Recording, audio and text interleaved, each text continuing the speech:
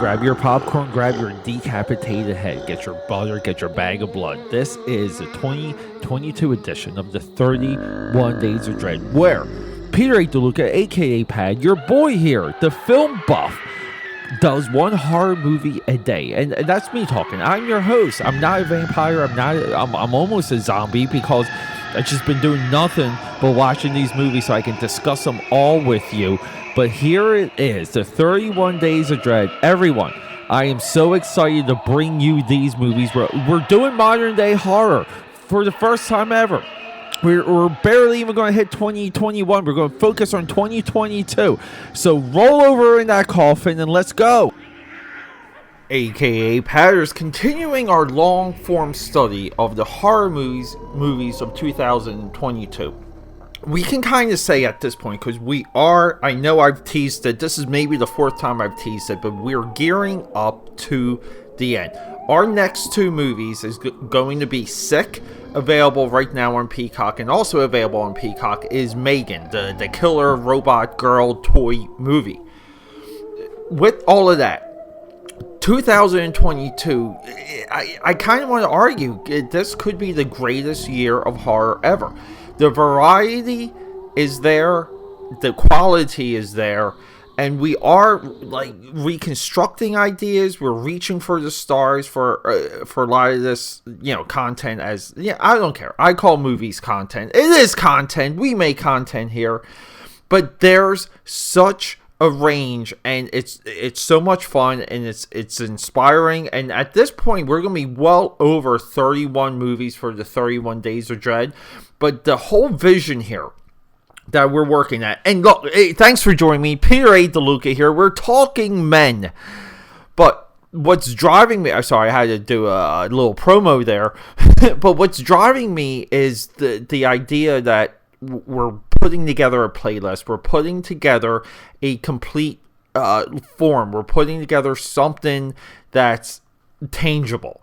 You can listen to the 31 Days of Dread in the 2022 playlist, and you get a range.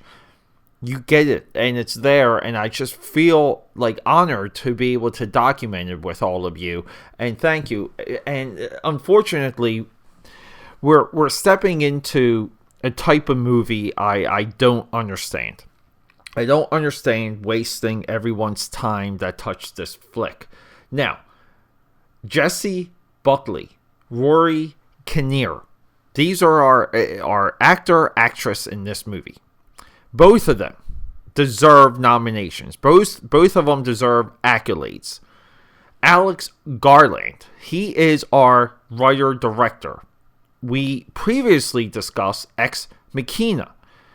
I didn't like the ending of that movie. I didn't buy that the super brilliant CEO would be that naive by the end of the movie. But everything there, it's awesome. And he really does these small, intimate, and because they're intimate, they're a little bit more psychological features. Now, he's also did Natalie Portman in Annihilation. Amazing. His movies are left open, they're left thoughtful, they're left ambiguous, but he's a fantastic writer. Can we just go through some of our director's credits? 28 Days Later, I remember seeing this movie in the theater. Writer. Sunshine. Hugely underrated, hugely overlooked science fiction awesomeness. Men fly into the sun. They want to walk on the surface of the sun. Writer. Uncredited writer. 28 Weeks Later, a forgotten, amazing sequel. Never Let Me Go, probably the best thing he's touched. Never Let Me Go is so legit. Dread, probably the second best thing he's touched. Writer for Dread. Uncredited director, maybe, I don't know. And here we go. And we kind of have this trilogy here. It's Ex Machina, Annihilation, and Men. Writer, director, going back to 2015 with Ex Machina.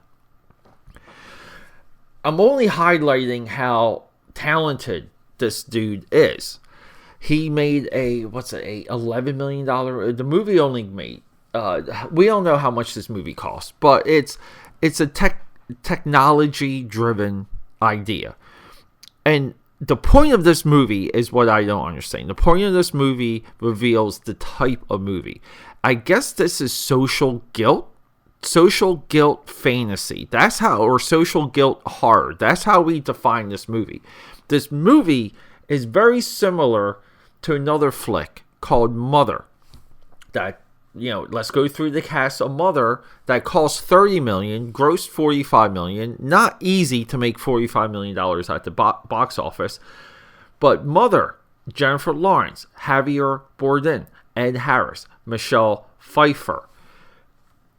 So what's the hook? What's the idea, man? If you watch Men, you're so into the movie.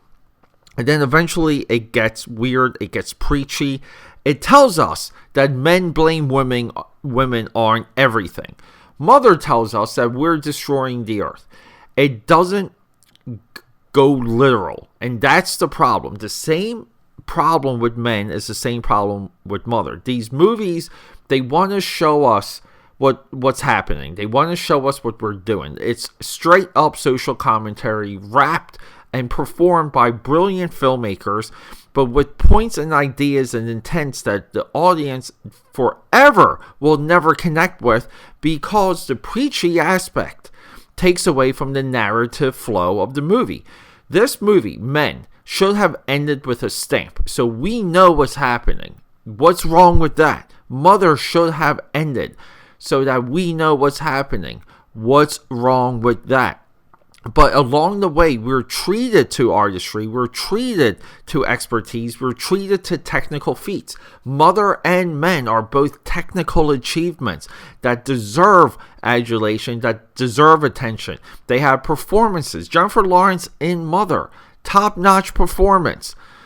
But it's detracted, it's deterred, it's derailed when we are told that we're doing something wrong in our lives. And that's the overall problem with both of these movies. They preach to us and tell us what we're doing wrong on things we know we're doing wrong. And I'm not saying that I agree with Mother's position or Men's position. That's what she said. But it's what happens. It's a disconnect from the core of the audience to the heart of the filmmaker, and because of that, I cannot recommend Men. I wish I could. I look so forward to this movie. I was so excited when it dropped in price on Amazon Prime. I think I bought it for $3.50. It was like a Prime Member Day deal. I was so happy, because this movie, I felt like it had to be watched. I had to make the 31 Days of Dread. It was critical to discuss this movie during this playlist, during this time, as we discussed earlier. But I just really feel like I got my heart ripped out, guys. I'm sorry. AKAPAD here, the film buff, signing out.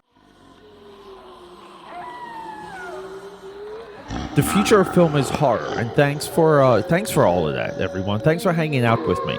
Getting back to my point there, the future is horror. The future of cinema is horror. So everyone here, and I've never, ever, in all these years, I've never made this request, but everyone that we highlight, every single filmmaker, male, female, ghoul, goblin, you know the drill, but check them out. Find them on a streaming platform. I usually highlight how I watch these movies, on which platform, even if I rented it or bought it, so you guys know a little bit of the price range. It's important that we support all of these movies and all of these filmmakers, because they are the future. The future is horror. Thanks for hanging out.